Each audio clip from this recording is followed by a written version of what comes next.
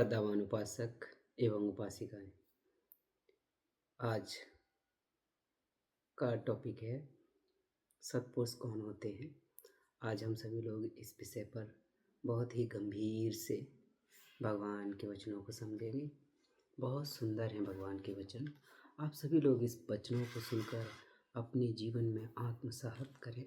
भगवान बुद्ध विश्व के महानतम आध्यात्मिक गुरुओं में से एक माने जाते हैं। उन्होंने अपने जीवन और उपदेशों के माध्यम से संसार को सत्य, अहिंसा, करुणा और धर्म का मार्ग दिखाया। उनके अनुसार सत्पुरुष वह व्यक्ति होता है जो अपने जीवन में सच्चाई, करुणा, संयम और आत्मज्ञान का पालन करता है। सत्पुरुष कोई विशेष जाति, धर्म या वर्ग से नहीं आता, बल्कि वह अपने कर्मों और विचारों से पहचाना जाता है। बुद्ध का मानना था कि मनुष्य का चरित्र ही उसकी असली पहचान है। एक सत्पुरुष वही जो किसी भी परिस्थिति में धर्म से विचलित नहीं होता, जो लोभ, द्वेष, मोह, अहंकार से ऊपर उठ चुका हो।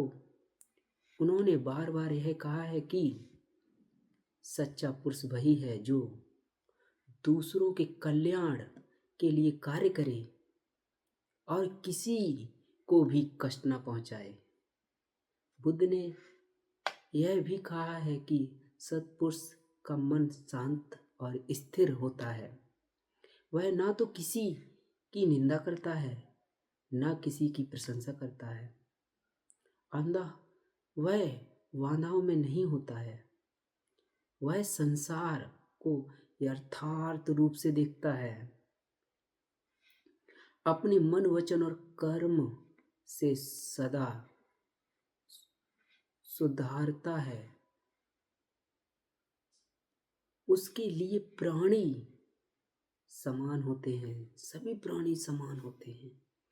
बुद्ध के अनुसार सत्पुरुष वह होता है जो अपने गुणों को धारण करता है।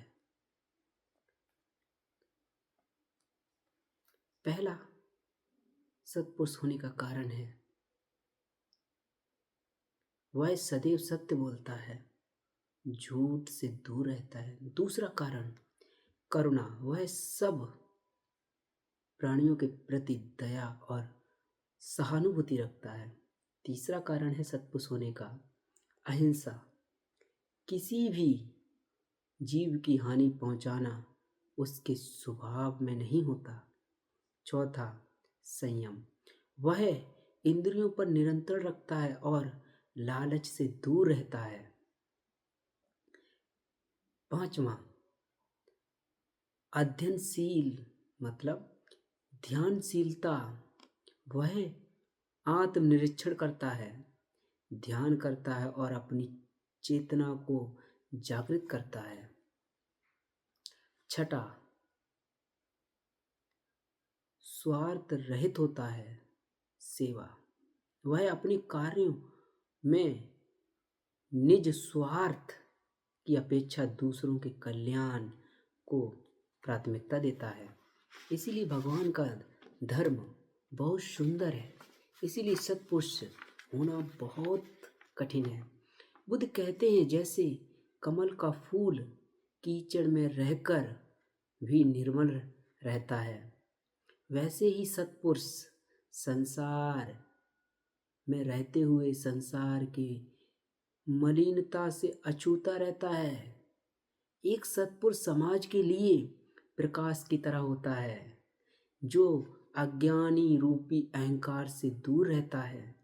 सत्पुरुष कौन होते हैं? सत्पुरुष की परिभाषा जाने हम। भगवान बुद्ध के विचारों में सत्पुरुष वह होता है जो जीवन के प्रत्येक क्षण में सजग, शुद्ध और परोपकारी रहता है। वह दूसरों के आदर्शों को मानता है और वो मोक्ष के पथ पर पथिक होता है। बुद्धत्व की यात्रा है। बुद्धत्व एक यात्रा है। यह यात्रा बहुत कठिन है। इस यात्रा में जीवन के सभी प्रकार के भौतिक सुख त्यागने पड़ते हैं। बुद्धत्व प्राप्त करना कारण है, त्याग परिणाम है। बुद्धों के साथ चलना बहुत कठिन है, लेकिन बुद्ध का दर्शन होना बहुत दुर्लभ है। और बुद्ध के पथ चिन्हों पर चलना बहुत कठिन है। अर्थात त्याग की परिभाषा समझनी है तो तुम्हें इस संसार में बुद्ध से बड़ा कोई उदाहरण नहीं मिलेगा। सत्पुरुष सभी त्याग देते हैं। सत्पुरुष काम भोगों के लिए बात नहीं चलाते। सुख मिले या फिर दुख, पंडित विद्वान जन ज्ञानी लोग कभी भी प्रकार प्रदर्शित नहीं करते, विकार को प्रदर्शित ही नहीं करते। बुद्ध कह रहे हैं सत्पुरुष सब छोड़ देते हैं। बुद्ध यह नहीं कह रहे जो सब कुछ छोड़ देता है वो सत्पुरुष हो जाते हैं। बुद्ध यह कह रहे हैं सत्पुरुष हो जाओ, सब छूट जाता है। छूटना छाया की तरह है, परिणाम है। छूटना छोड़ना नहीं। फिर से दोहराऊं, सत्पुरुष सभी त्याग देते हैं। अब सोचना तो यह है कि त्यागने के कारण सत्पुरुष होते हैं या सत्पुरुष होने के कारण से सब त्याग देते हैं। त्याग ज्ञान के पीछे ऐसे ऐसे आता है जैसे तुम्हारे पीछे तुम्हारी काया या शरीर की छाया आती है। त्याग परिणाम की भांति है।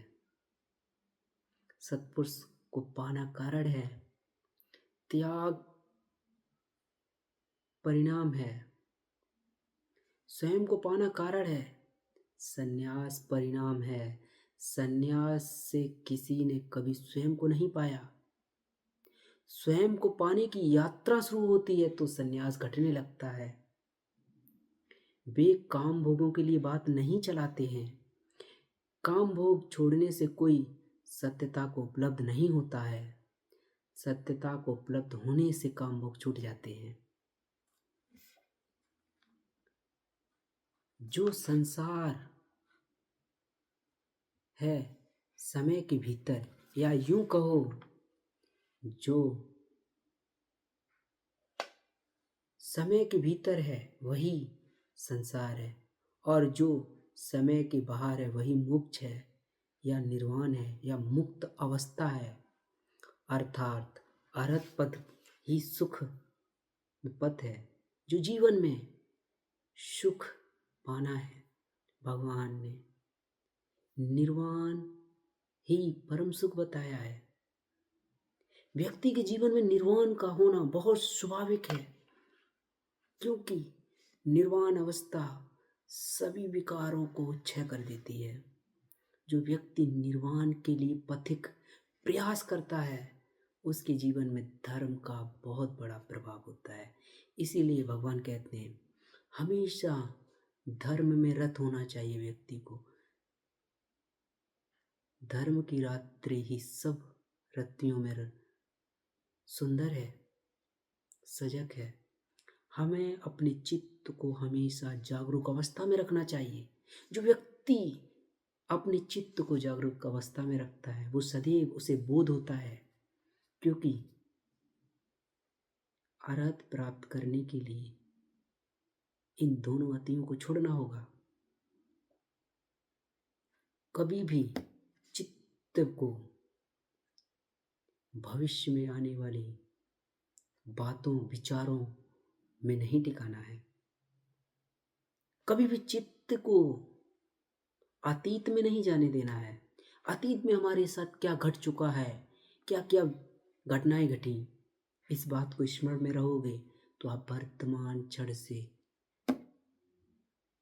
छूट जाएंगे। क्योंकि भगवान कहते हैं पच्चुपन्ना चहे बुद्धा। भगवान बुद्ध कहते हैं वर्तमान में रहो। भगवान बुद्ध को वर्तमान अवस्था सर्वश्रेष्ठ बताई, क्योंकि जो व्यक्ति वर्तमान अवस्था में रहता है वो व्यक्ति अपना अतीत और अनागत सुखदायक बना लेता है। इसीलिए आप सभी लोगों को यह धर्म देशना बहुत सुखकर एवं सत्पुरुष किस प्रकार सब कुछ त्यागते हैं, इसीलिए भगवान का तो उदाहरण ही क्या कहें। भगवान का बहुत सुंदर घटना है। उस विषय पर हम फिर कभी आप सभी लोगों को बहुत सुंदर से समझाएंगे कि भगवान किस प्रकार अपना राज्य तो और एक राजा हैं उनका भी राज्य त्याग देते हैं। भगवान सत्य की खोज में निकले हैं, तो भगवान आज बुद्धत्व को प्राप्त हुए। भगवानों ने जब बुद्धत्व प्राप्त किए तो भगवान का जो दृश्य समाज में किस प्रकार फैला, बहुत उस समय प्रभावशाली था। आप सभी लोगों को यह धर्म देशना बहुत ही सुखद हो और इस धर्म देशना से आप सभी लोगों के जीवन के एक अच्छा आदर्श बने। यह धर्म देशना आपके जीवन में कल्याण लेकर आए, सुख लेकर आए। आप अपने किसी भी प्रियजन और आपके जो याति बंधु हैं उन सभी को यह धर्म देशना समान रूप से सुख करो। आप सभी लोगों को हम आशीर्वाद करते हैं। साधु साधु साधु।